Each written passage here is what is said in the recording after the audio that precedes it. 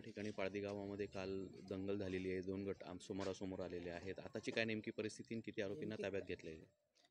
काल रोजी रात्री धरणगाव पोलीस स्टेशन अंतर्गत पाळदी या गावामध्ये 2 गटातील भांडणाचं पर्यावसन हे थोडंसं काही दुकानांची जाळपोळ करण्यामध्ये झालं होतं।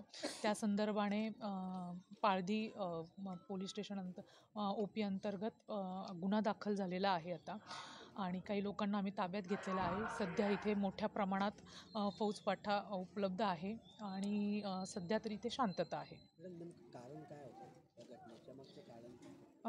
काही अंतर्गत वादामुळे सदरचा जो जी घटना आहे ती घडलेली आहे। किती लोकांनी सध्या तरी आम्ही ज्या अज्ञात आहेत अशा 20 ते 25 लोकांविरोधात सध्या गुन्हा दाखल केलेला आहे। संचारबंदीचं लागू केलेलं आहे, किती दिवसापर्यंत गावात शांतता राहावी म्हणून सध्या उद्यापर्यंत उद्या 6 वाजेपर्यंत सकाळी 6 वाजेपर्यंत संचारबंदी लागू केलेली आहे।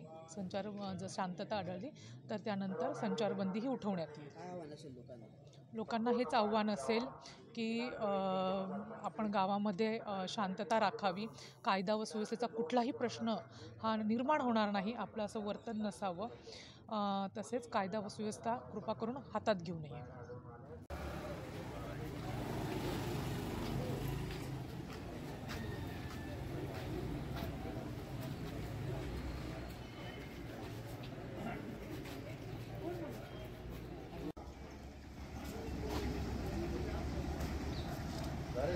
नाही तुम्ही जर माझ्या घरी येऊन गेले असते ना तर मग मी 100% येऊन गेलो असतो।